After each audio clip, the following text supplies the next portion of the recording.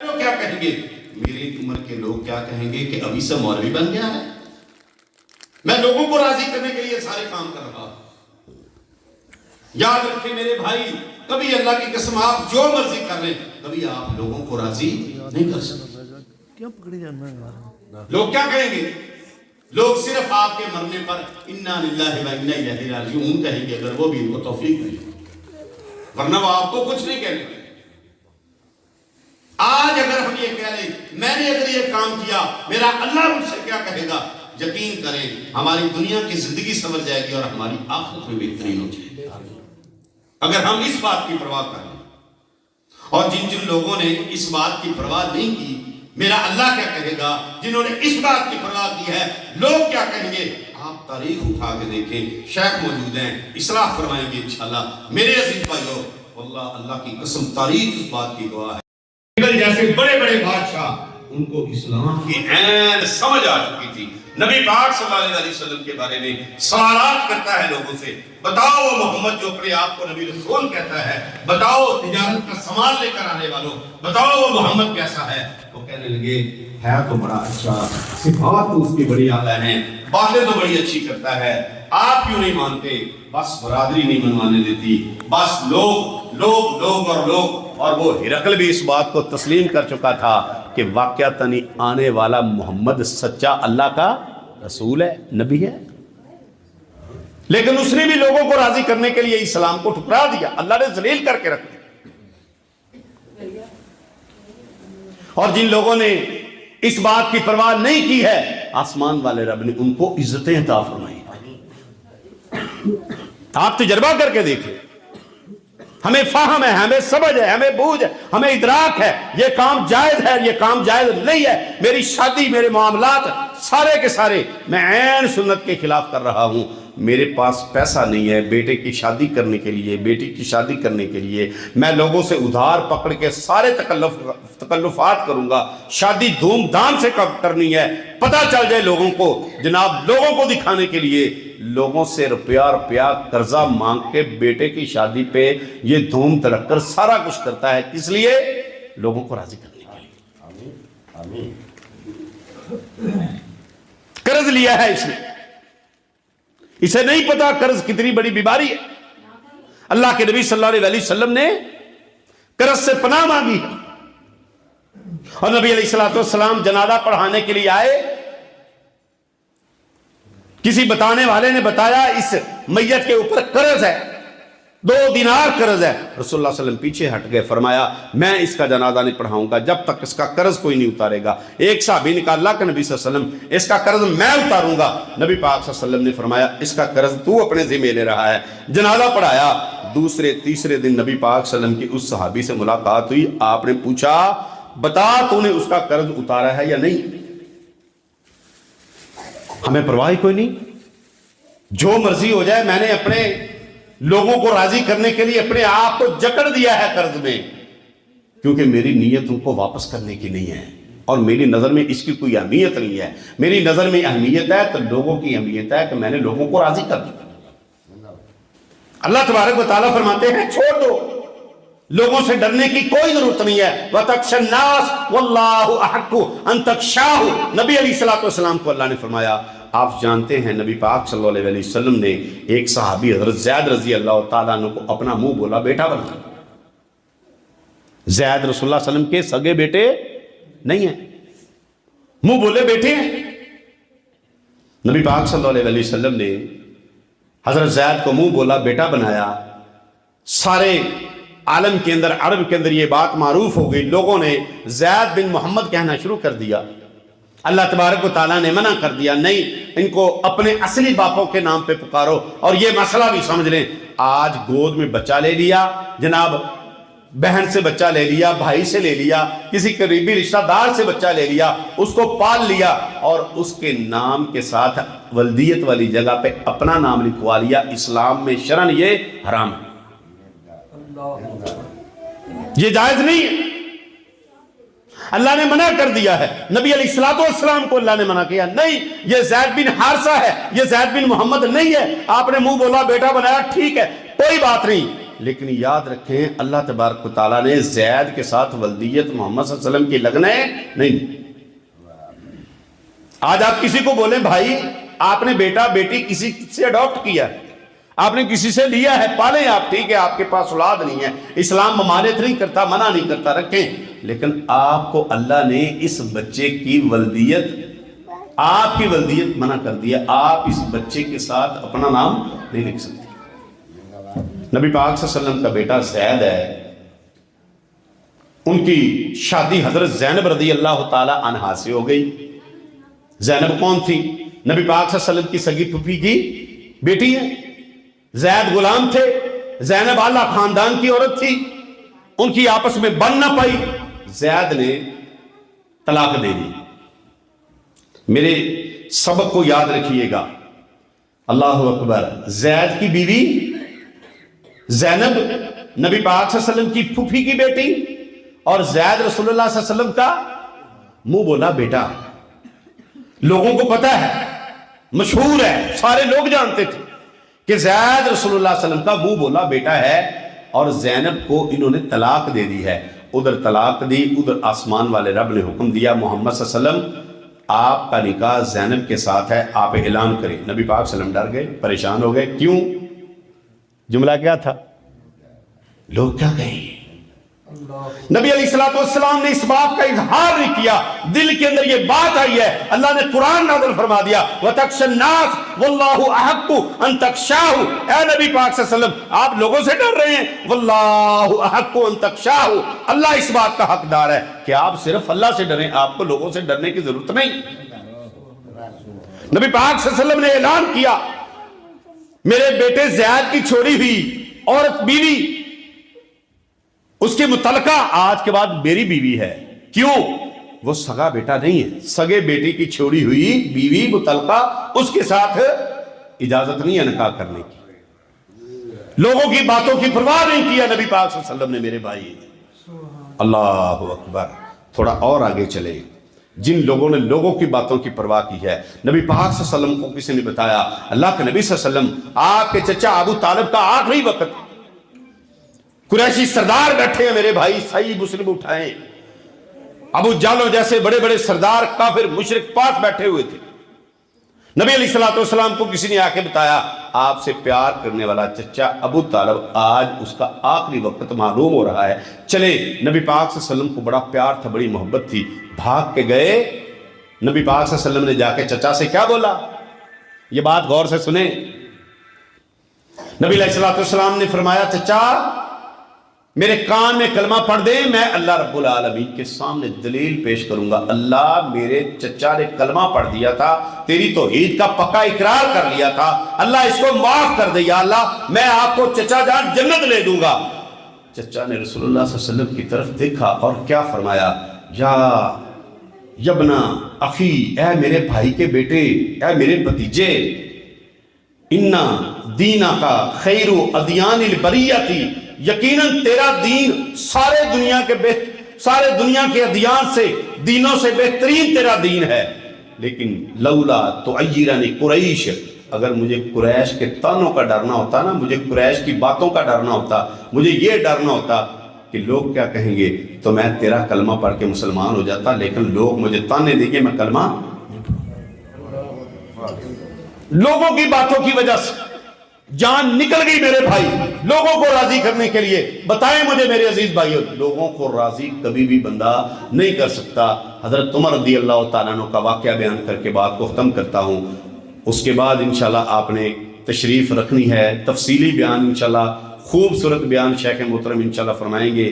حضرت عمر رضی اللہ تعالیٰ عنہ کا دور خلافت ہے، عبد الرحمن ان کا غلام ہے، ان کے ساتھ سفر پہ جا رہے تھے، پہاڑ کی طرف دیکھ کے کہتے ہیں عبد الرحمن یہ وہ پہاڑ ہے جس پہ کبھی میں عمر بکریاں چرایا کرتا تھا، میرے کانوں تک بات پہنچتی نبی پاک صلی اللہ علیہ وسلم کی، میں دشمنی کرتا تھا، میں بغاوت کرتا تھا، لیکن اللہ رب العالمین نے مجھے چنا کیوں؟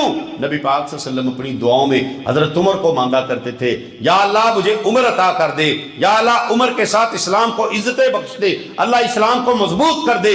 میرے نبی پاک صلی اللہ علیہ وسلم کی دعائیں تھی، میرے رب کی چاہت تھی، آج عمر نے اسلام کو قبول کیا، آج یہ بکریاں چرانے والا عمر 22 لاکھ مربع میل پر حکومتیں کر رہا ہے۔ یہ عمر عبیدہ بن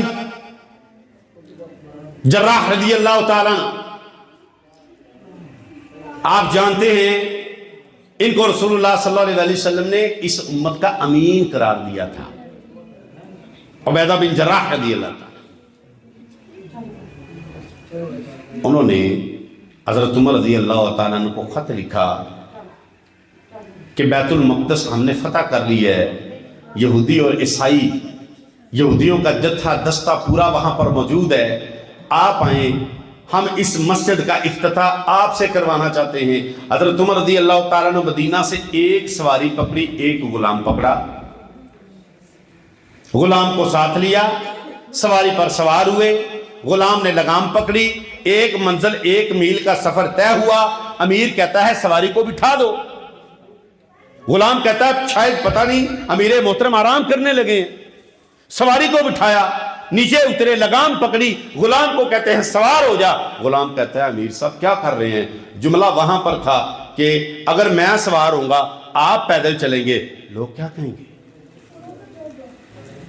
امیر صاحب نے کہا مجھے لوگوں کی باتوں کی پرواہ نہیں ہے، سوار ہو جا، تیرے جسم میں بھی خون گردش کرتا ہے، تیرے بھی پاؤں تھکتے ہیں، میرے بھی پاؤں تھکتے ہیں، تو بھی انسان ہے، میں بھی انسان ہوں، میں نے اللہ رب العالمین کے سامنے جواب دینا ہے۔ عمر تو لمبا سفر سواری کے اوپر طے کرے اور تیرا غلام بیچارہ غریب مسکین یہ پیدل چلے، آ میری عدالت میں جواب دے۔ عمر کہتا ہے مجھے لوگوں کی باتوں کی پرواہ نہیں، مجھے اللہ رب العالمین کی پرواہ ہے۔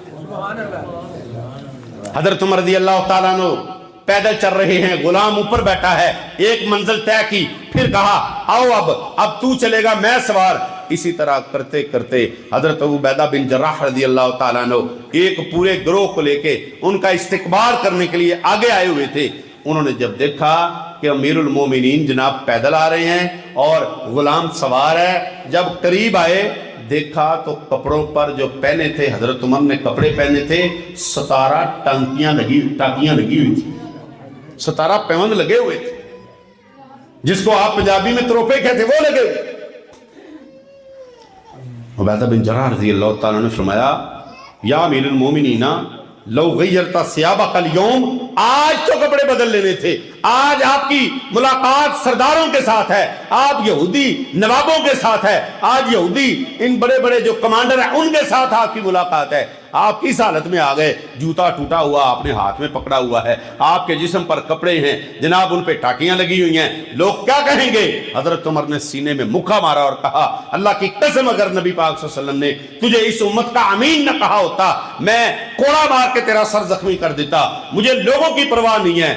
فرمایا کننا اذل الناس فعزنا اللہ بالاسلام، اللہ کی قسم عمر کہتے ہیں ہمیں اسلام کی وجہ سے اللہ نے عزت دی ہے۔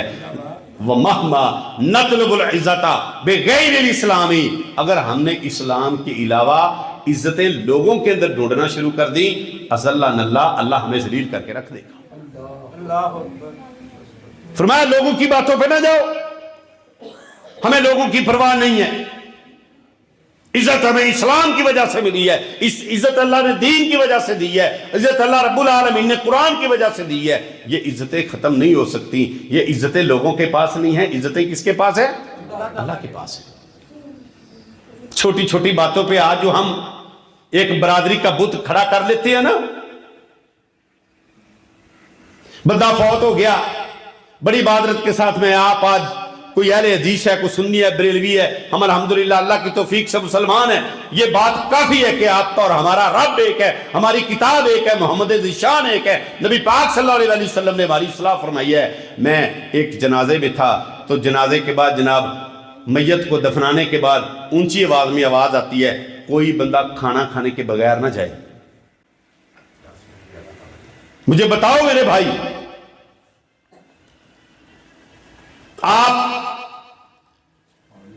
آپ کو یہ بات سمجھ ہے ہماری فوتگیوں پر یہ جو بڑی بڑی دیگیں چڑھائی جاتی ہیں کس وجہ سے؟ میں نے اگر اپنے باپ کے مرنے پہ 4-5 دیگیں نہ کی، مجھے لوگ کیا کہیں گے؟ آپ لوگوں کو راضی کر سکتے ہیں؟ آپ نے دیگیں چڑھائی ہیں، آپ نے جناب شوربے والا سالن بنایا ہے، آپ نے ان کو نان کھلائے ہیں، وہ میت کو بھول جاتے ہیں۔ ٹھیک 2 گھنٹے کے بعد اللہ کی قسم سمجھ نہیں آتا یہ کوئی شادی یا ولیمہ ہے یا یہاں پر کوئی خوشی کا سما ہے یا فوتگی کا کھانا ہے۔ کوئی جناب کہہ رہا ہوتا ہے میری پلیٹ میں بوٹیاں کم ڈالی ہیں اور تیرا ستیہ ناس ہو جائے، تو اپنی بار آنا ذرا ہماری فوتگی میں تیرے نہ نبڑ لاں گا، یہ 4 بوٹیاں تو ڈال دیتا۔ اللہ کی قسم یہ ہماری قوم کا المیہ ہے۔ ان موقعوں پر دیگیں پر چڑھائی جا رہی ہیں، کوئی اہل حدیث ہے، کوئی سنی ہے، کوئی بریلوی، کوئی جو برسی ہے، سارے لوگ تیسرے دن اکٹھا کر کے ساری برادری کو، سارے خاندان کو جناب کھانے بنا کے لوگوں کو کھلائے جا رہے ہیں، اور بڑے بیٹے کے سر پہ پگ باندھی جا رہی ہے۔ بھئی آپ بتائیں مجھے، یہ اللہ کے نبی صلی اللہ علیہ وسلم کا طریقہ نہیں ہے، آپ کیوں کرتے ہیں؟ نہ کیا تو لوگ ہمیں کیا کہیں گے؟ باپ مرا ہے، ان ظالموں نے دیگیں نہیں پکائی۔ یہ طریقہ رسول اللہ صلی اللہ علیہ وسلم کا نہیں ہے۔ ہم نے اللہ کے نبی صلی اللہ علیہ وسلم کے طریقوں کو چھوڑ دیا، کیوں؟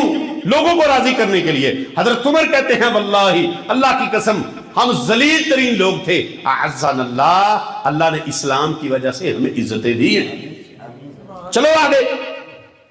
حضرت عمر رضی اللہ تعالیٰ عنہ ابو عبیدہ رضی اللہ تعالیٰ عنہ کی فوج کو لے کے اور جناب اپنے غلام کو لے کے چل پڑے وہاں سے۔ ابو عبیدہ اپنے ساتھیوں سے آہستہ سے کہتے ہیں اب دعا کرو، جب بیت المقدس میں، فلسطین میں، مسجد اقصیٰ میں جب داخل ہوں، دعا کرو امیر صاحب کے اوپر بیٹھنے کی باری آئے، ورنہ لوگ کیا کہیں گے؟ یہودی کیا کہیں گے؟ یہ ان کا امیر ہے۔ سواری چل رہی ہے، منزلیں آ رہی ہیں، باری باری اوپر نیچے جناب، کبھی غلام چل رہا ہے، کبھی امیر صاحب چل رہے ہیں۔ چلتے چلتے بیت المقدس کے قریب پہنچے، امیر محترم کی وہی جس بات کا ڈر تھا ابو عبیدہ بن جراح رضی اللہ تعالیٰ عنہ کو، وہی ہوا کہ جناب امیر صاحب کے ہاتھ میں لگام ہے، دوسرے ہاتھ میں جوتا ہے پکڑا ہوا ٹوٹا ہوا، ننگے پاؤں بیت المقدس کے سامنے پہنچے۔ کسی بتانے والے نے یہودی سرداروں کو بتایا آؤ باہر آپ کو دکھائیں مسلمانوں کا امیر آ گیا ہے، مسلمانوں کا جناب یہ عمر چیف کمانڈر آ گیا ہے۔ سارے باہر نکلے، دیکھا، کہنے لگے وہ اونٹ پہ سوار جو غلام تھا، سارے اس کو دیکھنے لگے۔ بتانے والے نے بتایا اس کو نہ دیکھو، جس کے ہاتھ میں لگام ہے اس کو دیکھو، امیر وہ ہے۔ بھاگے سارے یہودی اندر گئے، انہوں نے کہا لاؤ لاؤ جلدی بیت المقدس کی چابیاں لاؤ۔ بیت المقدس کی چابیاں لا کے امیر المومنین کے پاس گئے، فسلمہ مفاتیح القدس، اللہ کی قسم آج تاریخ کے الفاظ آپ پڑھ کے دیکھیں، سلمہ مفاتیح القدس، بیت المقدس کی چابیاں امیر محترم کے سامنے دے کے کہتے ہیں انت اللذی قرانا اوصافہ فی کتبنا، اللہ کی قسم تو ہی وہ عمر ہے جس کے اوصاف ہم نے اپنی کتابوں کے در پڑھے ہیں، ہم نے پڑھا۔ وہ آئے گا، داخل ہوگا بیت المقدس میں، وہ پیدل چل رہا ہوگا اور اس کا غلام سوار ہوگا، یقیناً ہماری کتابوں میں یہ باتیں پہلے سے بتا دی، ہم تیرا مقابلہ نہیں کر سکتے۔ کیوں؟ تجھے لوگوں کی باتوں کی پرواہ ہی نہیں۔ جب لوگوں کی باتوں کی پرواہ نہیں ہوتی نا، اللہ اس طرح عزتیں دیتا ہے۔ بھائی ہم لوگوں کو راضی کرنے پہ آج لگے ہوئے، اللہ فرماتا ہے لوگوں کے پاس عزتیں نہیں ہیں تمہاری۔ نوجوان آج تجھے ہمارے بھائی مجاہدین، آپ کے مسئولین، آپ کے ذمہ دار، آپ کی مسجد کے امام آپ کی اصلاح کرتے ہیں، او میرے عزیز بھائی، میرے بھائی جوان، اپنے چہرے پہ داڑھی کو سجا، اس چہرے کو سنت کے مطابق بنا، اپنی شلوار ٹخنوں سے اٹھا، یہ حکم ہے رسول اللہ صلی اللہ علیہ وسلم۔ نوجوان شلوار ٹخنوں سے اوپر نہیں اٹھاتا، کیوں؟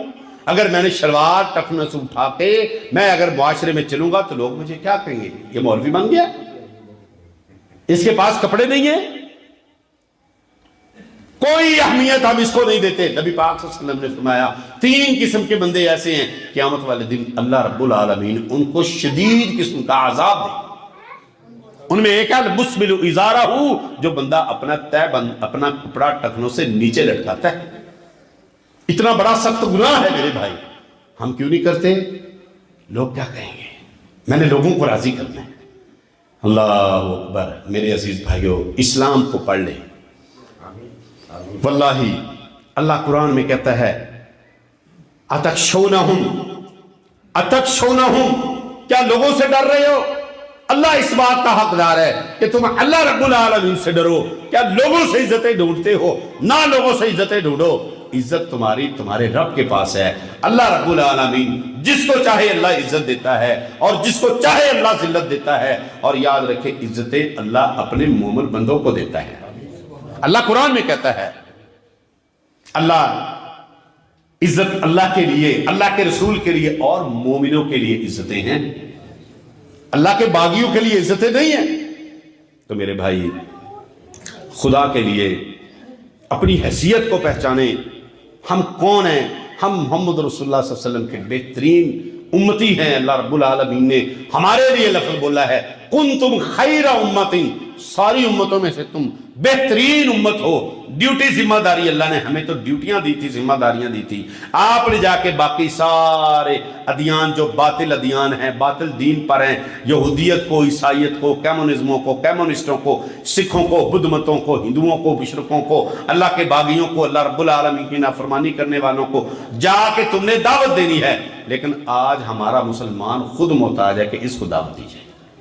तो मेरे अजीज भाइयों, मुख्तसर गुजारिश आखिरी कि खुदा के लिए अपनी हैसियत को पहचाने, अपने प्यारे दीन को देखें, नबी पाक सल्लल्लाहु अलैहि वसल्लम की प्यारी सुन्नतों का ख्याल करें, लोगों की बातों की परवाह ना करें। लोग आपको कुछ नहीं देंगे। ये लोग तो आपके साथ ऐसा जुल्म करते हैं। आपके पास आए, खाना खाया, खाना खाने के बाद अल्लाह का नबी सल्लल्लाहु अलैहि वसल्लम ने फरमाया जिससे खाना खाओ उसको दुआ दो। ये दुआएं नहीं देते, ये खाने से कीड़े निकालते हैं। नमक बड़ा कम था, रोंदे रोटी देवनू, हाँ जी, चज वाले इन्होंने है कोई नहीं, बुला लेंदे ने। देखो हाँ, ना कोई रोटियां चज दियां, रोटियां भी कचियां ते सालन विच भी निरा पानी। हाँ, अगां तो इन्होंने आवन दे सी साडे कोले निबड़ ना दे। अल्लाह की कसम, लोग इस तरह की बातें करके ना बेड़ा गर्क करते हैं। लोगों को बंदा राजी कभी भी नहीं कर सकता।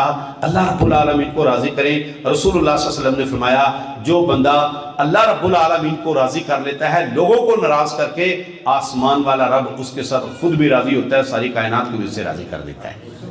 और एक हदीस है, रसूलुल्लाह सल्लल्लाहु अलैहि वसल्लम ने फरमाया अल्लाह तबारक व तआला जब अपने किसी बंदे से मोहब्बत करता है ना, अल्लाह अपने किसी बंदे से जब मोहब्बत करता है तो अल्लाह तबारक व तआला जिब्राईल अलैहिस्सलाम को, फरिश्तों के सरदार को बुला के अल्लाह कहते हैं जिब्रील, रसूलपुर में फलां नाम का बंदा है, वो मेरे से मोहब्बत करता है, मैं उससे मोहब्बत करता हूँ, उसका नाम लेके। अल्लाह कहता है जिब्रील तू भी उससे मोहब्बत कर और पूरे फरिश्तों के अंदर ऐलान कर दे अहिब्बूहु, सारे फरिश्ते उससे मोहब्बत करें। वो सारे फरिश्ते उसके साथ मोहब्बत का ऐलान कर देते हैं। अल्लाह अकबर। नबी पाक सल्लल्लाहु अलैहि वसल्लम की हदीस के अल्फाज हैं सुम्मा यूदाउ लहुल कबूल फिद दुनिया, फिर दुनिया के अंदर अल्लाह रब्बुल आलमीन उसकी मकबूलियत कर देते हैं कि फलां शख्स के साथ अल्लाह मोहब्बत करता है, लोगों तुम भी मोहब्बत करो। फिर उस बंदे की मोहब्बत लोगों के दिलों में बिठा दी जाती है। कब बिठाई जाएगी? जब अल्लाह हम पे राजी होगा। तो इंशाअल्लाह आज अल्लाह के साथ वादा करें कि हमने हर वो काम करना है जिस पे अल्लाह क्या है भाई, राजी है, और हर वो काम छोड़ना है जिस पे अल्लाह की नाराजगी है। इंशाअल्लाह अज़ीज़ हमने अपनी ज़िंदगी अल्लाह और अल्लाह के रसूल सल्लल्लाहु अलैहि वसल्लम के बताए हुए तरीक़ों के मुताबिक गुजारनी है, और हमने लोगों की बातों की परवाह नहीं करनी। अल्लाह हम सब पे राज़ी हो जाए। आखिर दावाना अल्हम्दुलिल्लाहि रब्बिल आलमीन। शेख का बयान।